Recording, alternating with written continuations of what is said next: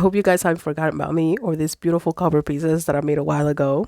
But I've been sick for the past few days, and I also been working on a huge commission the past 2 weeks. I'm almost done with that, and we'll be going back into these projects. But I do want to share what I did after they were all cut. So because I cut all of these pieces by hand, the edges of most of these weren't perfect. That's the first thing I did was straighten the edges with a big file. Since the file is straight, this made my job very easy, and it took around a minute to file each piece.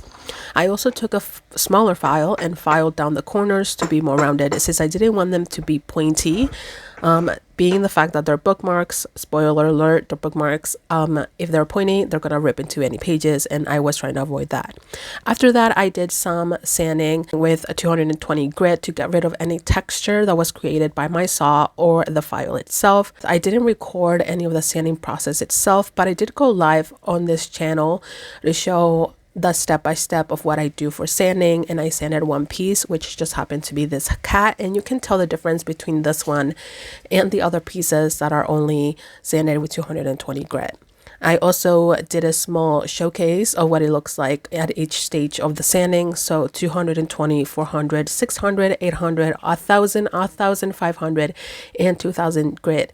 And the changes of that in the finish of the copper, which I think is really cool.